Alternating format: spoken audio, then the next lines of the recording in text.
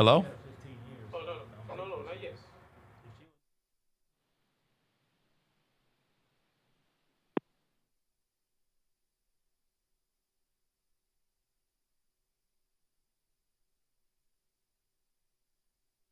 For GrizzBeat, a full court press of highlights, insights, news, and scoops covering the Grizzlies and the NBA. Catch up each week on the latest Grizz buzz with regional and national insiders locked in on our squad. Running point from Grind City Media Studios, our host, Jarvis Greer.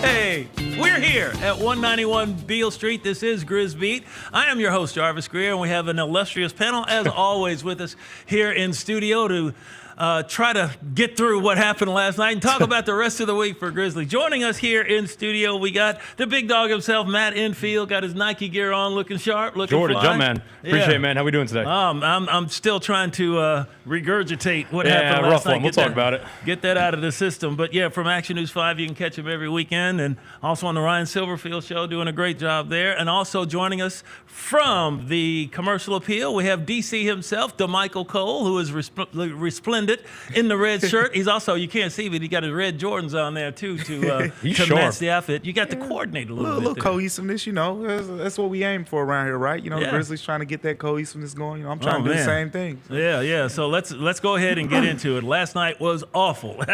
That may, in my opinion, and I've seen every game, that may have been the worst game since they moved to Memphis, other than a brief little run in the fourth quarter to try to get back in it. But sometimes you could say it's one of 82. They've had a couple of those this year, but they haven't had the roster that they wanted to have. And when you play a team back-to-back like that, it's almost like a playoff atmosphere. Sometimes when one team runs away from the other one, like the Grizzlies did on the first night, the other team comes back and say, we cannot let that happen again. And that's pretty much what the Nuggets said to the Grizzlies last night. We'll start with that. So I think what stands out to be a couple things. I mean, the turnovers, I tweeted. Oh, my goodness, yeah. 6 minutes left in the second quarter, so you're not even halfway through the second quarter. The Grizzlies had 14 turnovers. For context, they average just under 17 a game. They turned over at the fourth highest rate in the league. So 14 with 6 minutes left in the second quarter is an outrageous pace. An outrageous pace. I thought they were pretty sloppy in transition, especially early in the first half. I felt like they left a lot of points on the board. And then the other thing that stands out to me is I think Desmond Bane is a terrific player, generally underrated in the NBA and the whole landscape, but he was 1 of 10 and 0 of 5 from 3. Mm-hmm. When you're missing Ja Morant, if Desmond Bane is putting up those numbers, it's going to be tough for the Grizzlies to win. Now, a lot of guys did not play well last night. Yeah. I think really the only guy you would say did play well overall was Santi Aldama. Right. So, throw that one in the trash, but a lot of bad things for last night. Yeah, we put Santi out there on Chelsea and Breedlove, and he made it through. He came back, so he had a good game last night. Good to see. It just didn't have enough help. And sometimes when one guy misses a free throw, then another guy misses a free throw, another guy misses a layup, it gets contagious to Michael Cole. Yeah, and that's what it is. It's because usually it's the other way around. You're looking for that one shot to fall, right? That one shot fall. When that one shot falls, okay, now we can get in the rhythm. More guys can get going and things like that. But in this game, it was kind of the opposite. Santi had it going and whatnot, but you're looking for Dez, you're looking for Luke.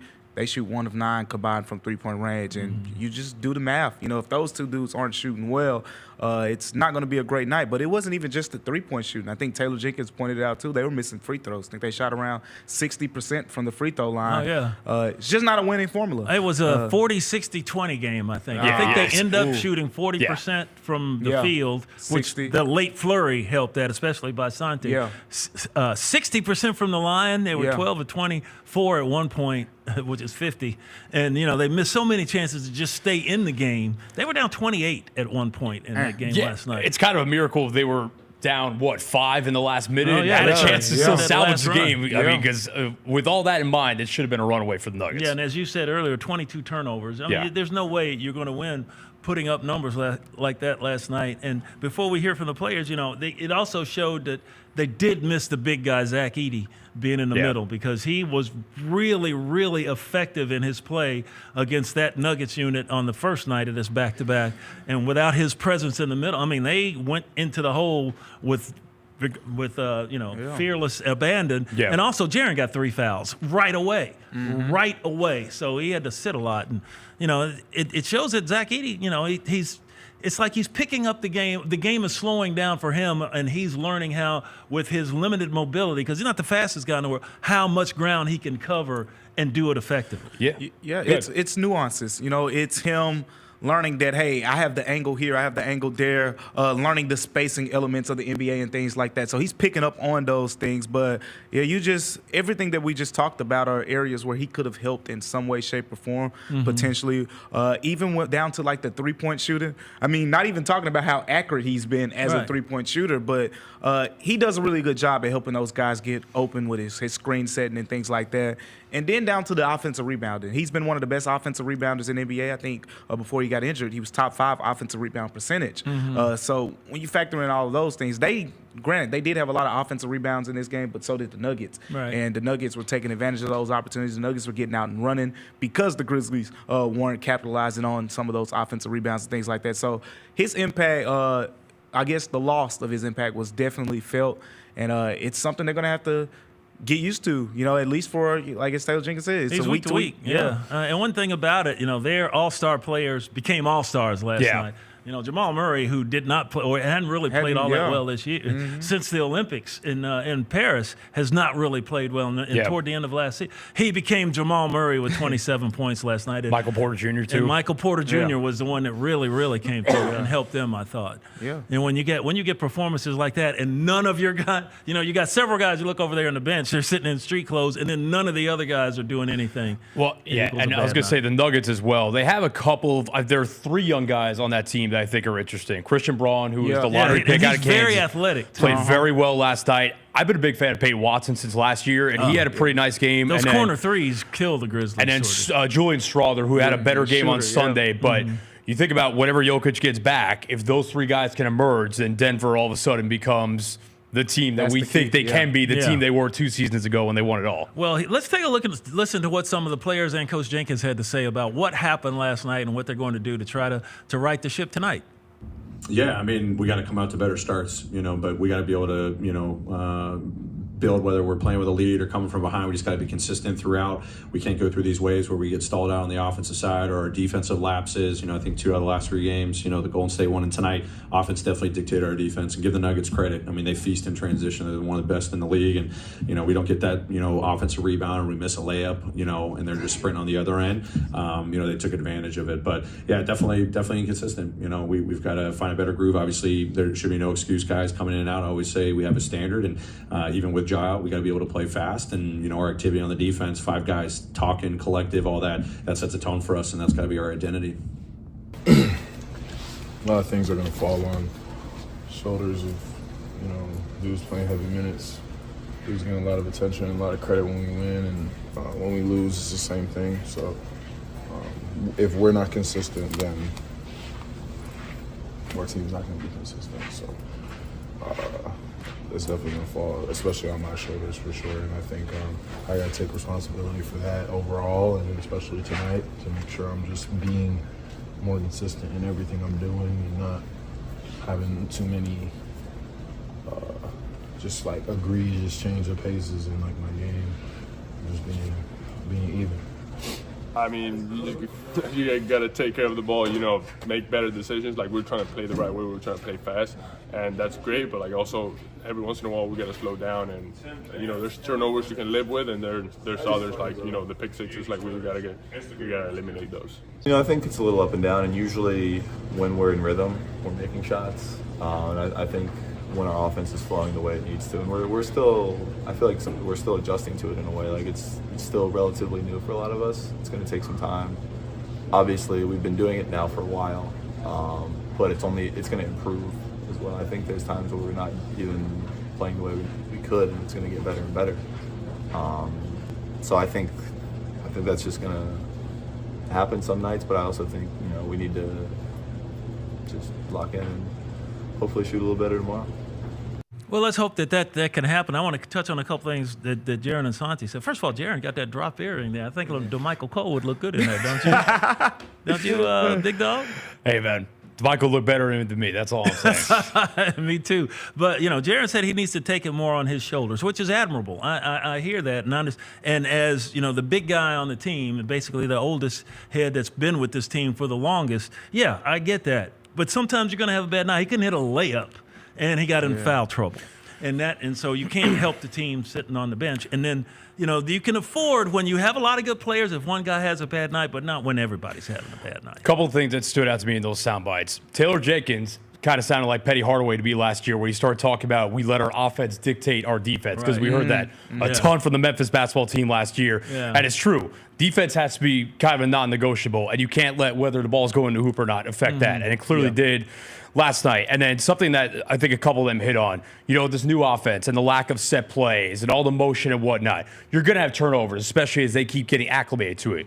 You can live with the turnovers if you're making shots. When you're not making shots and you're turning the ball over at that rate, you are cooked. Yeah, recipe for disaster. Yeah, for sure. Yeah, and again, I feel like it starts with the defense for this team. That's what they've been saying all year. Even if you go back all the way to the preseason, the whole message was we're going to work on all these things offensively. We're not going to tweak much defensively.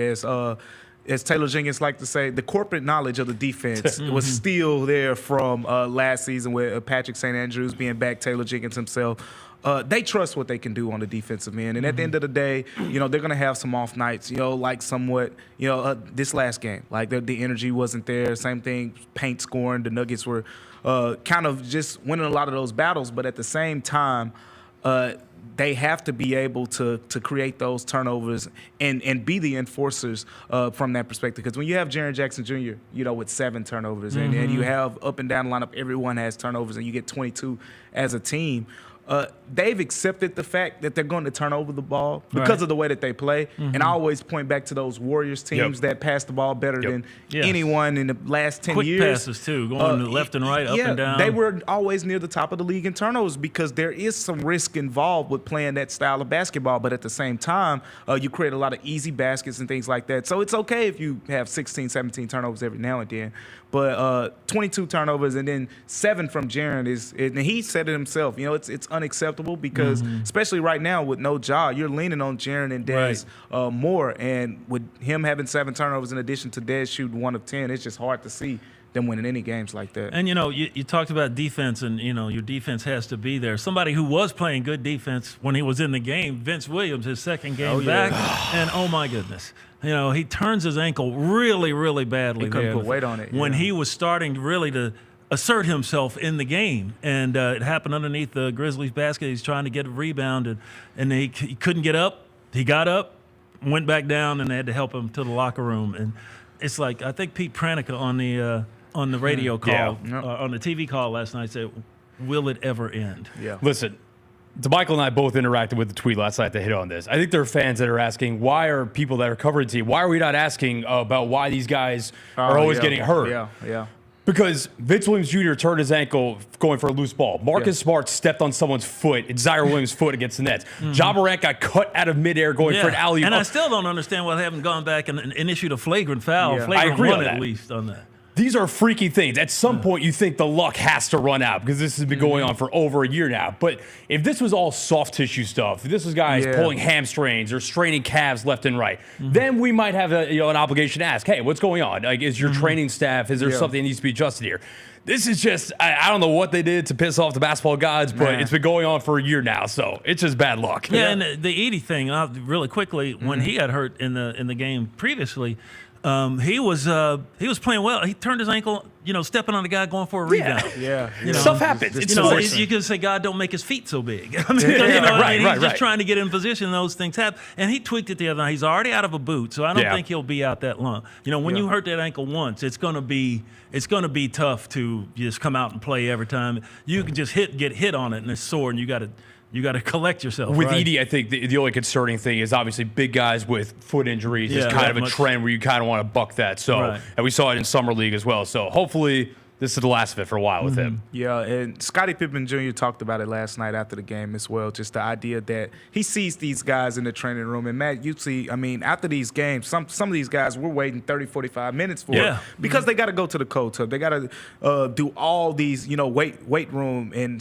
there's so much that the that the eyes, that the average person doesn't see these guys going through to get their bodies ready for the game, and then after the game, when they're hitting the weights, we'll go up to lockers and they're soaking their feet. Yeah. When we're at their lockers talking. Like there's and that's not fun, by the way. No. Oh, they hate the rehab process. It's tedious. It's long. It's the same things over and over and over.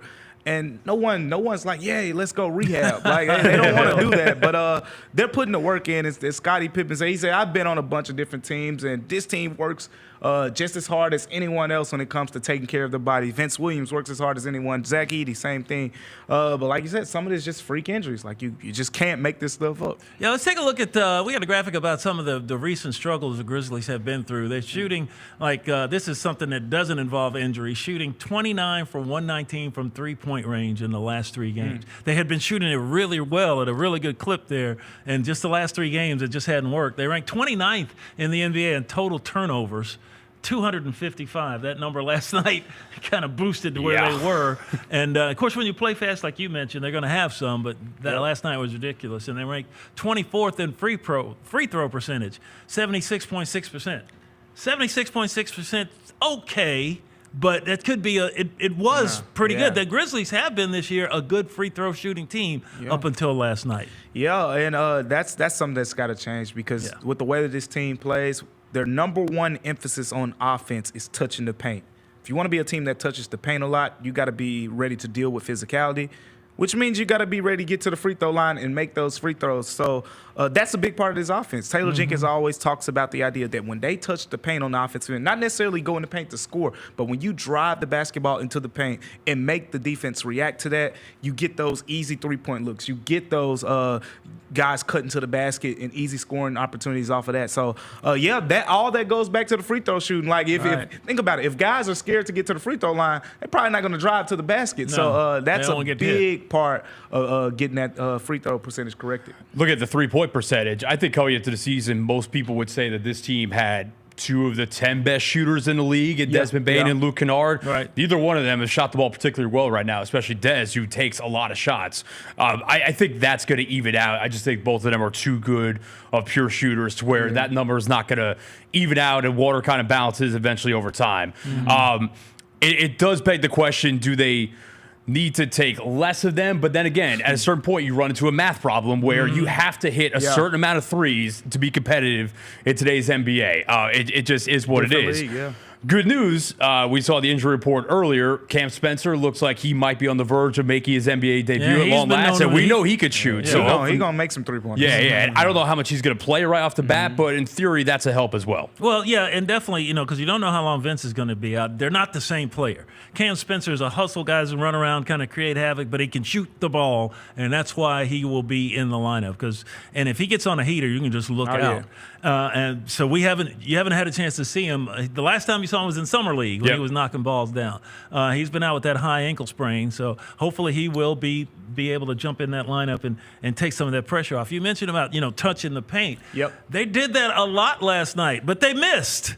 They missed wide open looks from three. Dez was downhill. He was getting downhill, but he wasn't Dez in it. He wasn't hitting the layups weren't dropping. You know what I'm saying? And then Jaren made moves and got by Dario Saric. There's nobody on that Nuggets team that can guard Jaren Jackson. Nobody. And he tried to big boy basketball him, but the shots wouldn't fall. And, what do you do with that? You have to step it up somewhere else, and it just they couldn't find it. I think Jared's been awesome this year overall. I think Jared had a lot of games last year where the box score kind of lied about his impact on the game. I think last night kind of went the other way. You look at Jared's box score, it's not that bad. I don't think he played that well last night. But, again, he has been awesome on the whole this season, so you're going to have nights like that. Yeah, they just got to shoot the ball better. I mean, they're getting decent looks. The looks aren't terrible, but you got to make them. And, we're talking about Desmond Bane and Luke Kennard, and those are 2 guys that you depend on to make those three-point shots. Luke got some shots up last night. Usually he's very judicious in when he shoots. When somebody's near him, a crowd him, he'll pass it off. He'll pass the ball. But they got him some looks out of the corner, off the wing, that, everybody's going, transition, all of it. It's those other guys too. They have to make them. You need other guys to take that jump. As 3-point shooters. Santi started the year off shooting really well, and he had this game. He shot. tailed off, and then now he's coming back a little exactly. You're going to need Santi to shoot well from three-point range. Now Vince Williams is going to be out at least for a little bit here, but that is a guy that I feel like you could have depended on to be above average three-point shooter. So now you lose him, and you need that production to come from other players. You need Scottie Pippen Jr. To knock down some three-pointers. Jaren Jackson Jr. over the course of the season has shot it well, but he has to continue to do that. Jay Huff, as you just mentioned, he's coming in and he's not shooting it as much as he was earlier in the season. You need him to continue to get that same volume. Going to take him. I don't think anybody in the forum is gonna mind him releasing that shot. He gets it off quickly, and he's 7 feet tall, so it's pretty impossible to block. And you mentioned Scottie Pippen Jr. He played defense about as well as anybody could play on Jamal Murray last night, except Jamal Murray became Jamal Murray. And Scottie had a couple of steals and got the ball up court, but the old thing, the bugaboo, was the free throws. He missed a bunch, which he doesn't normally miss. So we got another game coming up tonight here at FedEx Forum. Big game against the Philadelphia 76ers, and look who's back in the lineup for the Sixers, Joel Embiid. He played just 3 games due to injury and suspension, plus he was sick there for a couple of days. Tyrese Maxey, who is one of the best players, young players in the league, in my opinion. He's been out since November 6th. He is questionable for tonight's game. I wouldn't mind if he didn't play. You go ahead and take your time, get yourself healthy, and we'll see you on another night. The Grizzlies outscored the 60s. Look at this score. 70-34 in the paint in their first meeting back in Philadelphia. That was a 124-107 win on November 2nd. Embiid, since he's been back, is averaging just over 16.5 points, 5 rebounds, and a block. Those numbers will go up as the season go along because this dude is MVP quality. And what do you think about Joel Embiid being in a Sixers uniform tonight against the Grizzlies when you got Jaren Jackson Jr., but you don't have another big out there that can really match up with him chest bump physicality? Wow.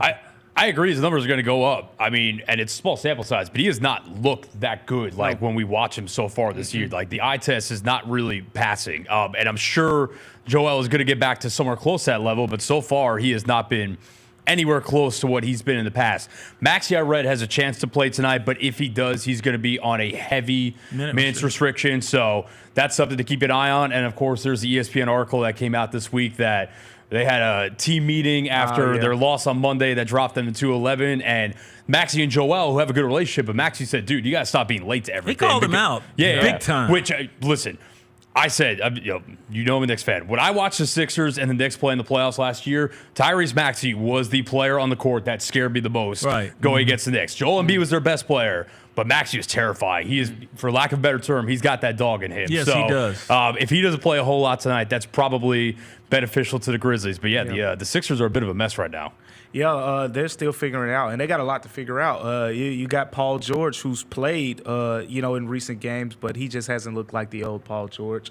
He's having a problem, like, historically, when you think of Paul George, you think of 6'9", guy, creates his shot, but can really get to the rim. Everything is just jumpers right now. And, that happens when you get older. But he's really struggling, I think, from that perspective. And then, like you said, Joel Embiid is finding his way. Tyrese Maxey, he had a heavy load early in the season that probably contributed to his injury or whatever the case may be. But them having those 3 guys on the floor, you can't take them lightly. I mean, they're favorites going into this game against the Grizzlies pretty much because of the fact that they'll have those 3 guys available. But the Grizzlies got a lot to play for, too. And, you don't want to lose 2 in a row on your home floor in 2 straight nights. Like, that's a lot to sleep on. And you got a couple days into your next game, so it's gonna weigh on you a little bit. Were you in Philly for that game?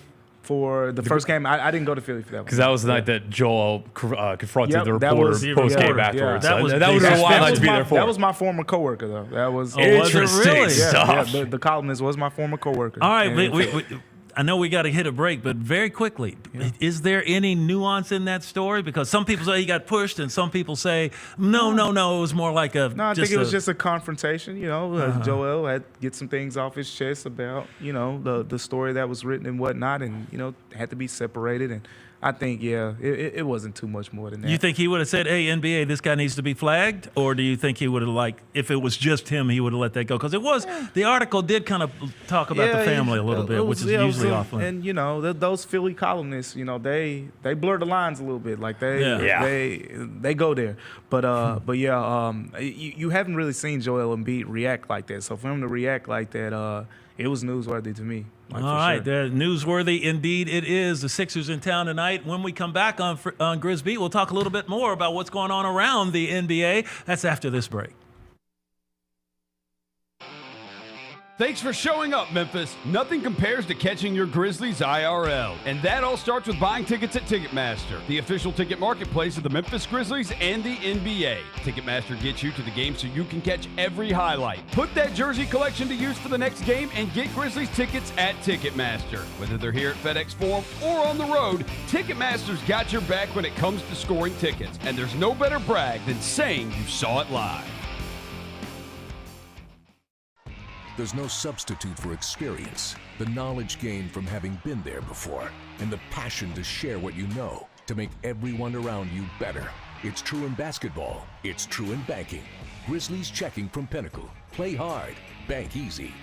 Open a Grizzlies checking account with at least $100 and a recurring direct deposit by August 31st, and you could receive a $200 direct deposit bonus into your account. Details at grizzliesbanking.com. Member FDIC. We didn't talk about owling, and you're telling me you didn't know owling? What the hell is an owling? Owling is worse than Tebowing. What is an owling? How far can Kyra zoom out on this camera? She can zoom all the way out. Can she zoom out? What are you doing? I'm owling. Okay. Wait, why were we doing this? What is that? Tune in to the Jessica Benson Show with CJ Hurt live every weekday at 8 a.m. on YouTube at Grind City Media and the official Grind City Media app. D'Anthony Melton took my little guys, to the ice cream stand. He was like, I'm going to get ice cream. You want to go with? So he took my little guys to the ice cream stand. So, guess who their favorite player is now? John Morant. But outside of that, D'Anthony Melton's pretty high up on the list. How about this? We got youth small D'Anthony Melton jerseys at our house right now. Love D'Anthony Melton. That was a fun night. It was a fun night, man. The Gary Parrish Show, live on weekdays at 10 a.m. on YouTube at Grind City Media and the official Grind City Media app.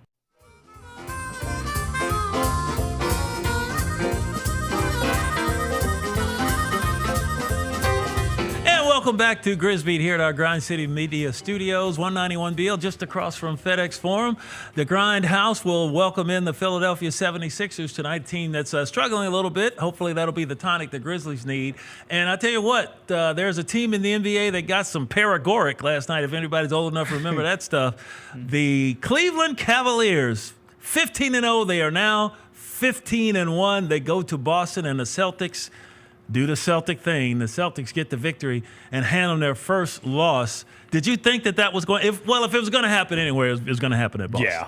So what's the whenever an NFL team, the last undefeated team loses, we always say the 72 Dolphins are popping champagne. Is it the 2016 Warriors? I guess are popping champagne after last night. Yeah. I mean, if it was going to happen, it was going to happen in Boston, but. Really super impressed with the Cavs because, the Celtics were threatening to run away with that game. Oh, they were running away with it. In the second half, and all of a sudden, here come the Cavs. And I think that's, a situation where it's kind of worked out for a lot of parties involved, where Kenny Atkinson has come in and clearly brought some fresh offensive ideas that have maximized his team. Look at JB Bickerstaff, though. He's got, because obviously the Cavs fired him. He goes to the Pistons, and the Pistons are playing some pretty good ball right now comparatively to the last couple of years. So I guess Monty Williams is the only one that kind of takes the L there. But, yeah, I think I don't think there's much fluky about the Cavs. And losing to the Celtics at their place that happens to almost everyone, basically. Yeah, it does. And it's like Cleveland was like, they're that team that they've been kind of on the come. They've been on the come up. They've been again. It looks like they're here now. And the way that they came back in that game when it looked like they were just going to get run out of the building shows that that streak meant something to them. Also, when you're winning, winning kind of begets winning. You do whatever you can to try to keep that thing going. Yeah, they could have packed it in, not just because of the way that the game was going, but it was the first leg of a back-to-back. They play today too. So a lot of times you see teams say, hey, let's get ready for tomorrow. Like, you got another game tomorrow. But in this case, no, they kept fighting. I was really impressed with that. I'm sure they were encouraged, by the fact that, we didn't just get blown out, out by 25 or whatever the case may be in Boston. In Boston, they were shooting really well from three-point range. As you said, this math thing, it comes into play with Boston more than anyone else, where teams can shoot decently well against them. But if you ain't making three-pointers, you're probably going to get ran out of the building. Right. But they fought back. I was really impressed with both teams. That seems like eventually that could be a fun series down the road. It could be, and it's the way that the East is shaping up. There's nobody else over there that can play really. Man. But what does it say about the Celtics and what they're able to do? I mean, their record is not as shiny as Cleveland is, but it is still pretty good. Yeah, I mean, I think as much as the New Yorker in me hates to say it, you're from Long Island, right? Long Island, New York.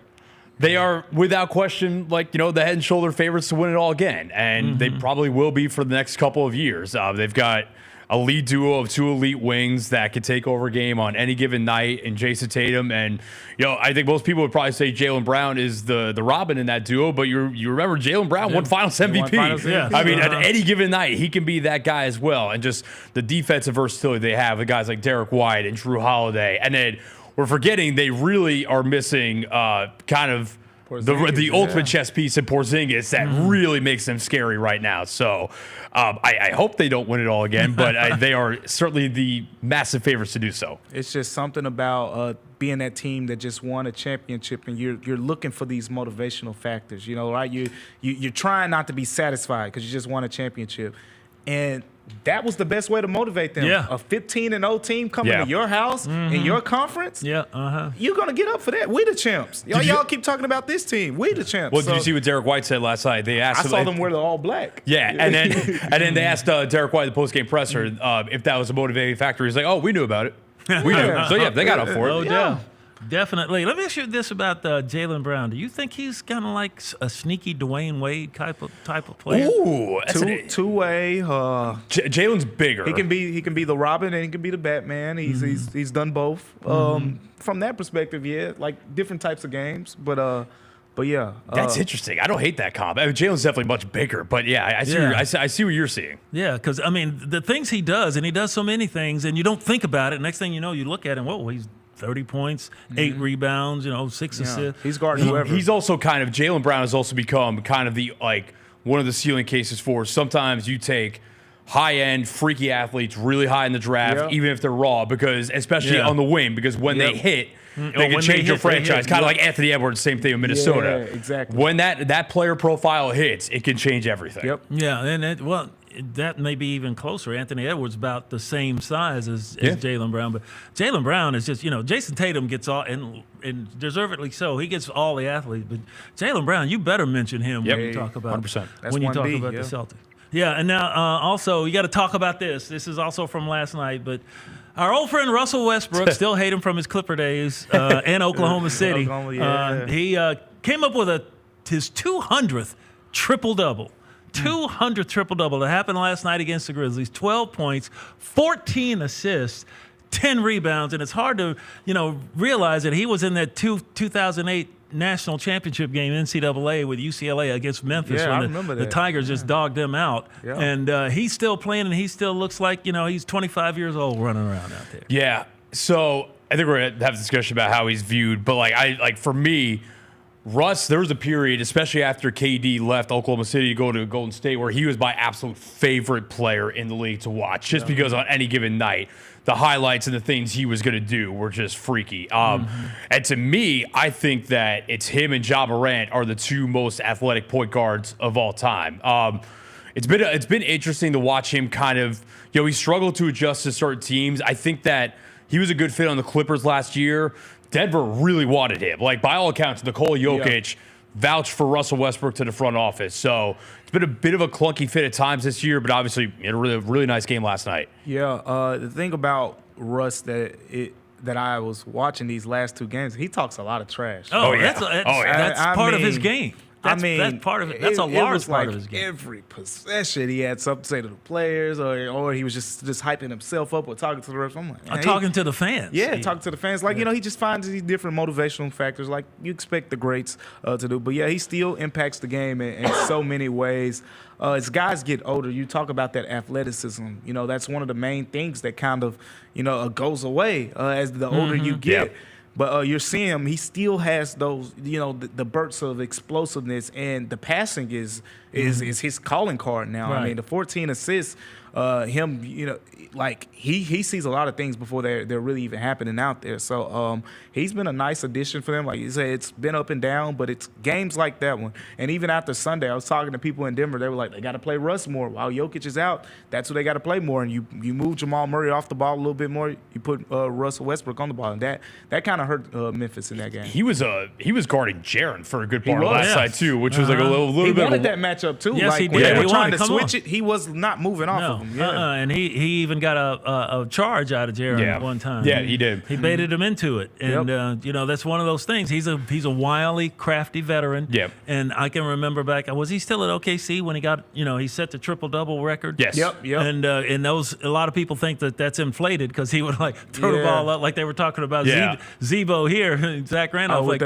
tipping it to himself so he could get some more rebounds. But no, the dude's a freak athlete, and he still is. And he's got his 200th, so congratulations to him. And fortunately, we don't have to see him for a while. I don't think they play again. They played Denver 3 times this year in the last matchup. Played them twice here, 1-1 here. The last matchup, I think, is in March. Yeah, it's going to be a while. Russ is a first ballot, zero questions asked Hall of Famer. Moonwalking to the Hall of Fame. 200 triple doubles is Definitely. And it's the way, you talked about his athleticism. It's still there, but the whole thing with him is if he has his outside shot. If his outside shot's working, he is unguardable because he can rocket to the rim. We all know that. And last night he only scored 12 points, but they were 12 very meaningful ones, including a couple of threes toward the end of the game when they left him open purposely because he's not supposed to be able to hit that shot. But sometimes, these guys will surprise you, and that's why, he's Russell Westbrook, and the Grizzlies have a couple of guys like that. Hopefully they'll shoot better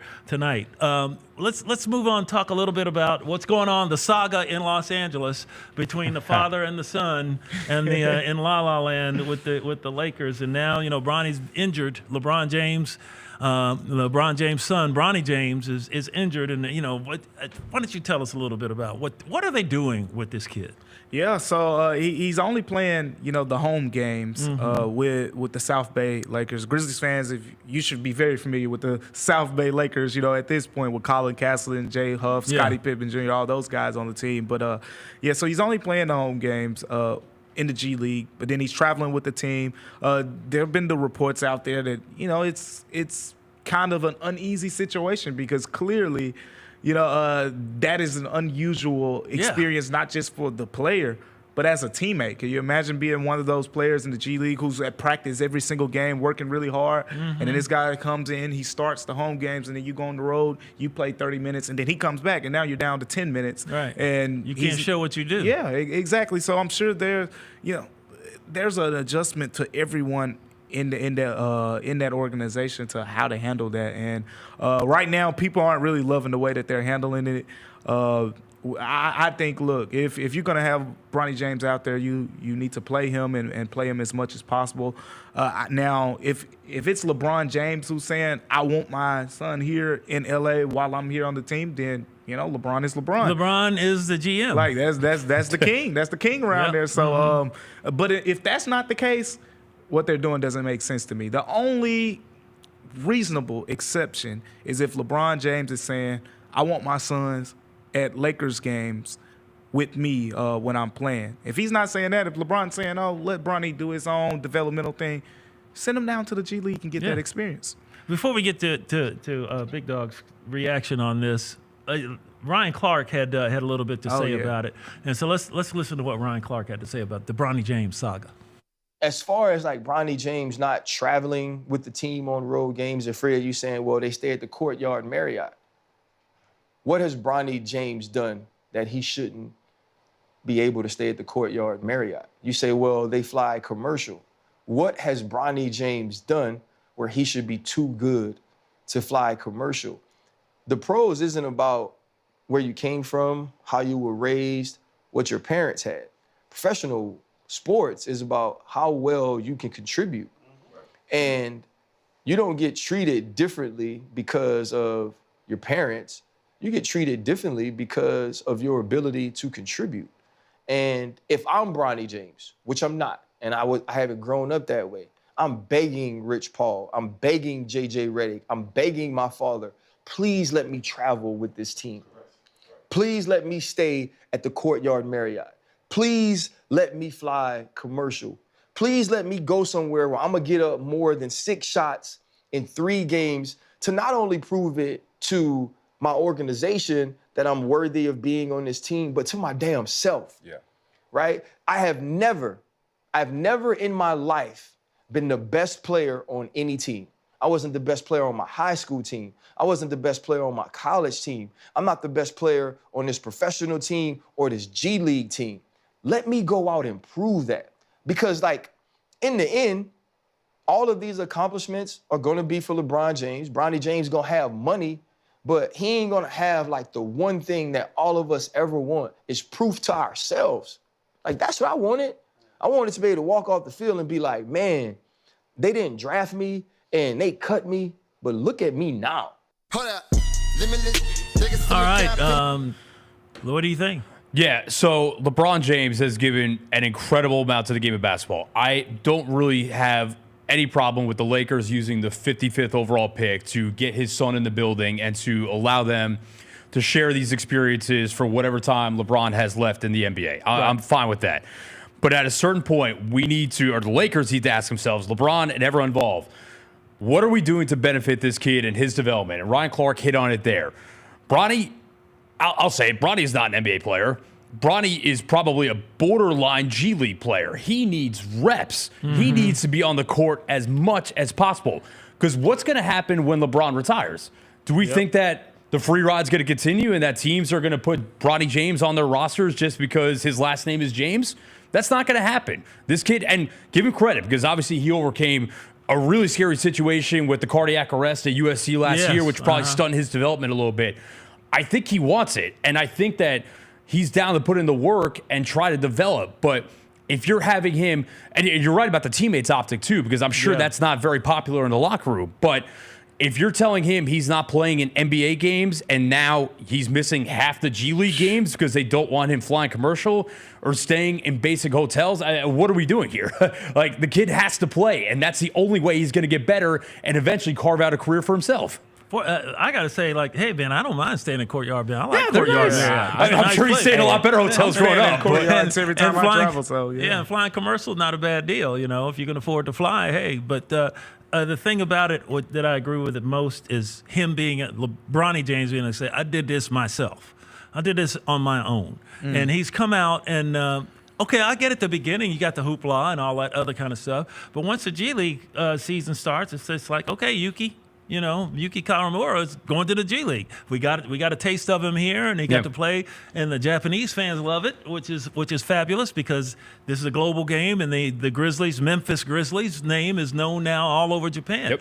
But as it goes along, let the kid breathe. Let him do what he. Now I can see where if it's a security thing, if they're worried about, he's Bronny James, he's LeBron James. That's what it sounds like. And I'm thinking maybe, do the Lakers not have the money for that? It's like, that's there exactly. You go. Can LeBron not bankroll that himself? We're not talking about a team that's. I mean, crypto sold out pretty much every game. Yeah. Like, they ain't struggling over there. And like, or as we say in the hood, they ain't struggling at all. No, they got the cash to do, and he can have the Bronny James wing at the Courtyard.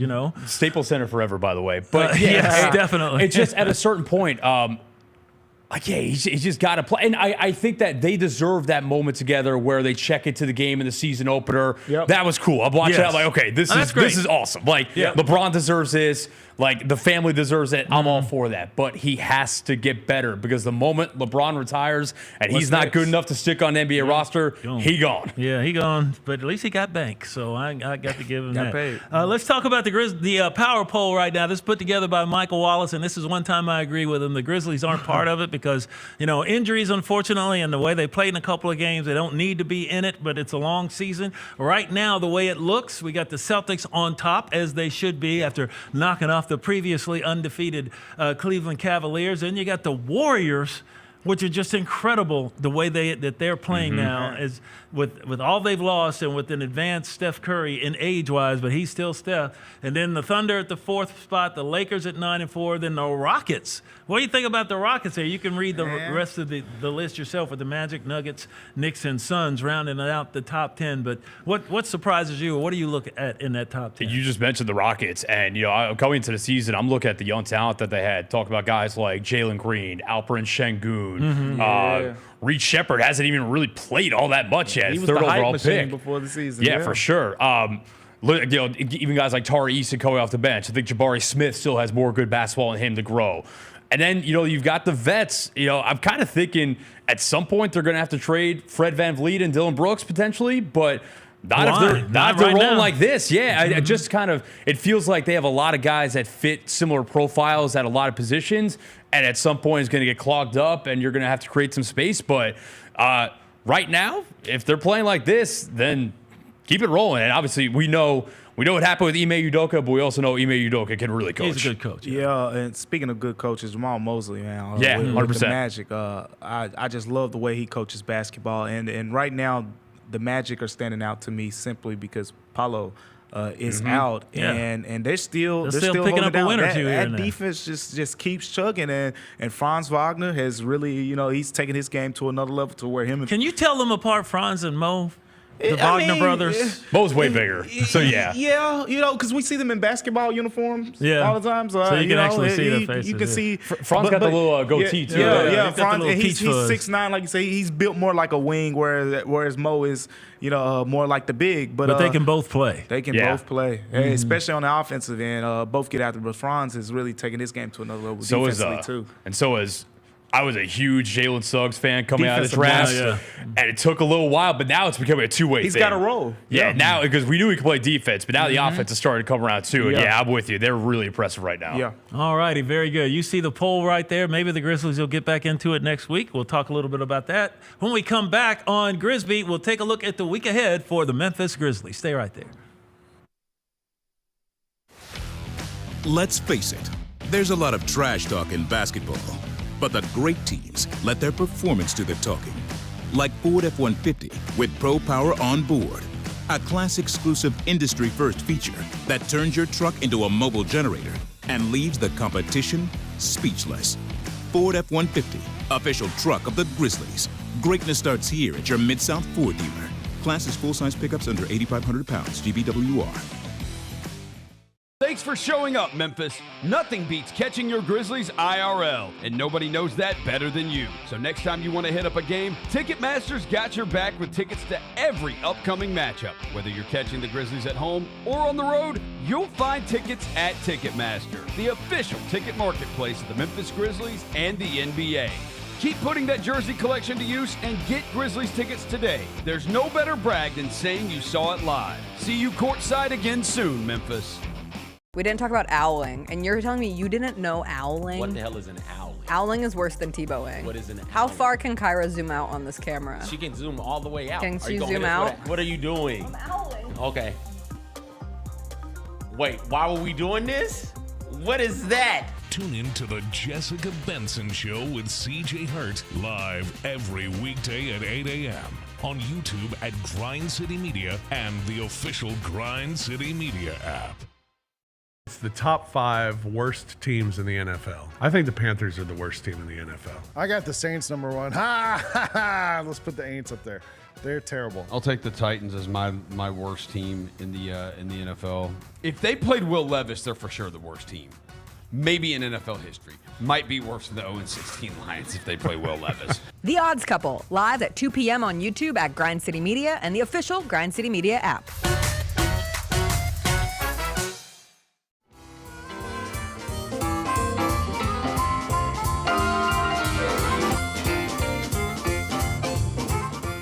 All right, Welcome back to GrizzBeat right here, 191 Beale, the Grind City Media Studios, downtown Memphis. And, of course, the Grizzlies got a big week ahead coming up starting tonight with the Philadelphia 76ers in town. 7 o'clock tip. You want to have your face in the place. Then they hit the road for a game in Chicago. Got to pay those Bulls back after Chicago put one on them back here in Memphis a couple of weeks ago. Then it's the Portland Trailblazers, who I think that was the most complete game that the Grizzlies played, going up to Portland and beating them a little bit earlier. And then the Detroit Pistons with all their young stars come to town, including a former Tiger who's doing very well for the Pistons, playing in their center spot. I think he had a 22 rebound night. Jalen Duren, he's a beast. Yeah. Yes, he is a beast, and you don't know about these kids. They're playing better now. They play defense, yeah. They definitely do that. So what do you see in this schedule coming up here for the Grizz, where they can probably try to get some wins here and get back on track? Yeah. I'm never gonna say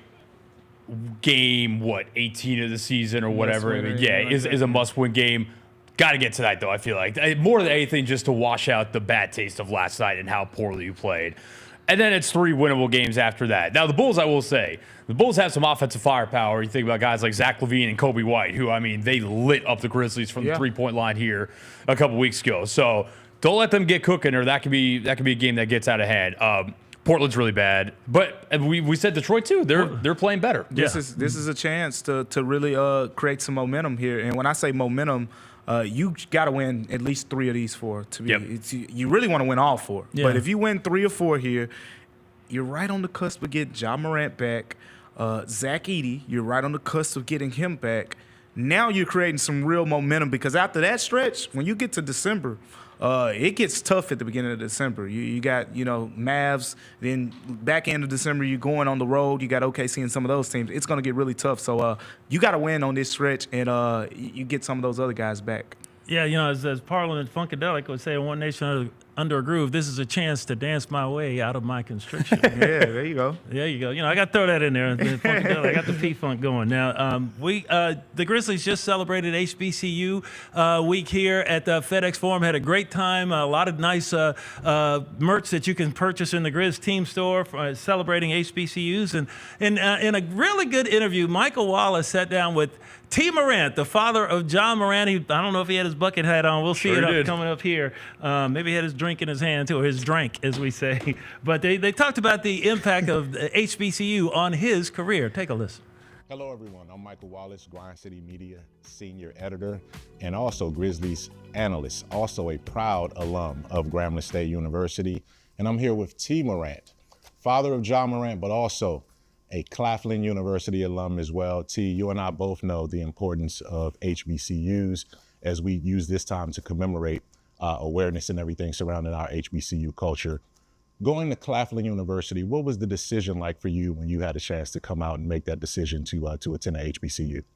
Actually, it was more of me trying to go where I got a full scholarship, because my mom, had my brother and my sister, and they were older than me, so I was like trying to make it light on her pockets.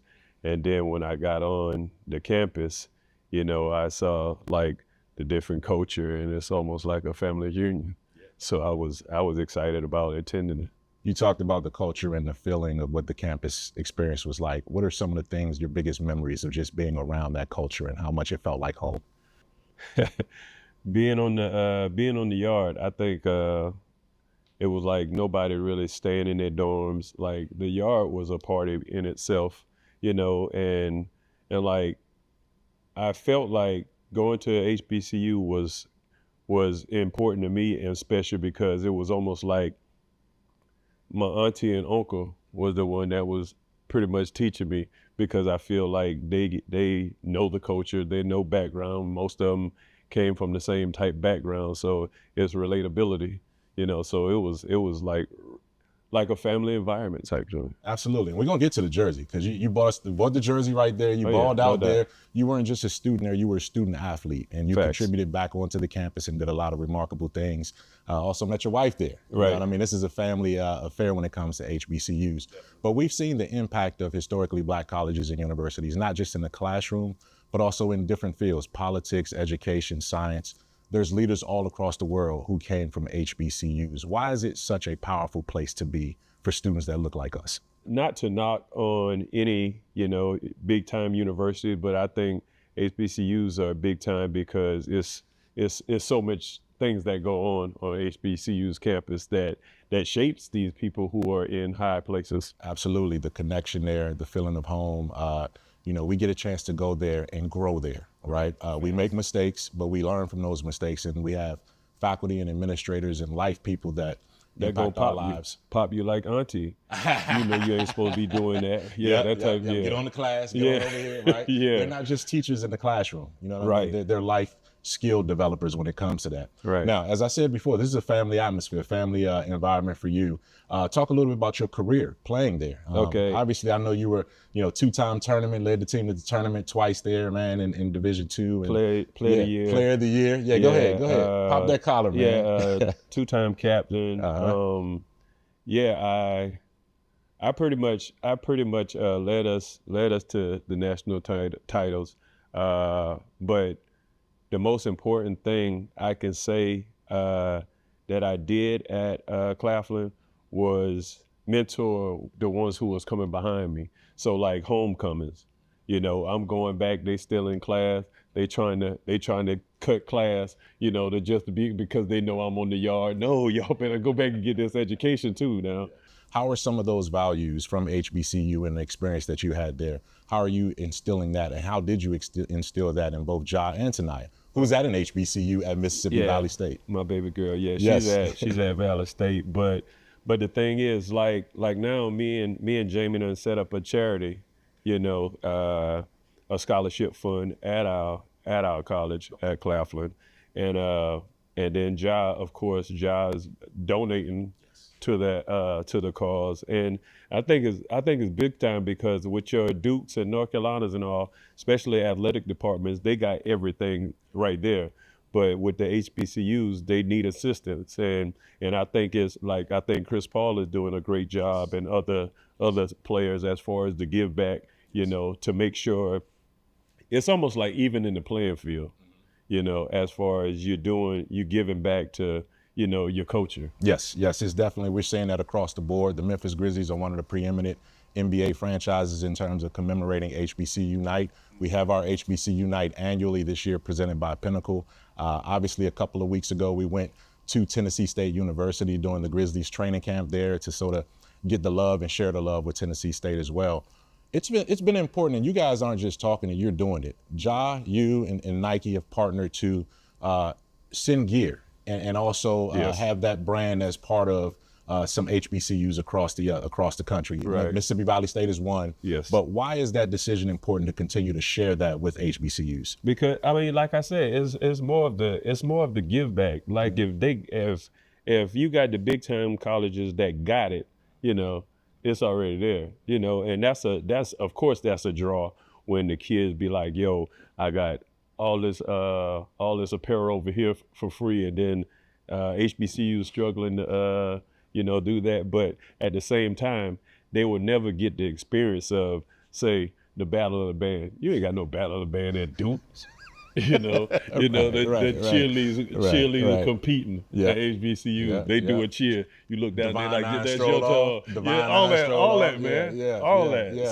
So yeah, like even the sorority and fraternity, they coming out joint. Yeah. That's always live. It's almost like a concert. So yes. It's so many different experiences that comes with a HBCU that I don't feel like at the big time college. Some of the other universities. Yep. And before we get you out of here, I wanted to ask you, what would your message be to students who are considering HBCUs and why it's important? Obviously, all schools are great schools. Right. They're all educational opportunities. But what makes, one more time, HBCU experiences so unique? I think it's so unique because you have so many different avenues that, you can explore. And it's the connectiveness. When I went to Claflin, my African-American studies teacher, actually African-American. Okay. So, you got people who look like you, teaching you, educating you, but holding your hand and taking you along the way to real adulthood. you know, and the experiences are mind-blowing. Like, I'm going back to my homecoming the 23rd of November. Shadows got a game, but I'm going back to homecoming. That's where you're going to be. Yeah, right? that's where where I'm we're going gonna to find be. you. Yeah. Well, T, thank you so much, man. And No I appreciate you being Appreciate here for you, this man. conversation, man. No I'm doubt. loving the jersey. So you're 21. You got 12. 12 is the derivative of All you 21. do is flip it. Flip it Yeah, around. yeah. Same thing, Yeah. man. Well, I tell you what, man, that's been a pleasure to sit there and talk with you about your journey. And again, you know, commemorating all that we do for HBCUs and on HBCU Night. Appreciate so y'all. keep it locked on all of our coverage across HBCU Night and all of our other initiatives. The Grizzlies are doing one of the most remarkable jobs of all NBA teams.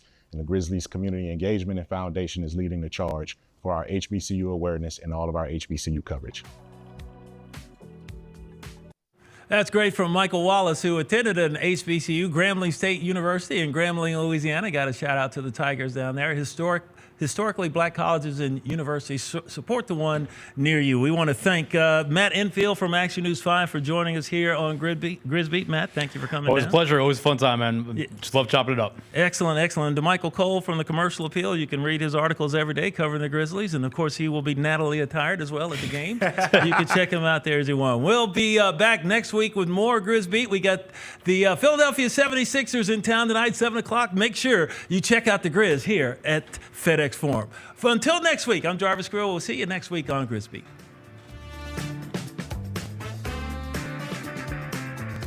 That's game. Thanks for running with us for another episode of GrizzBeat. Join us each Wednesday at Grind City Media for all the latest insight and analysis on the Grizzlies.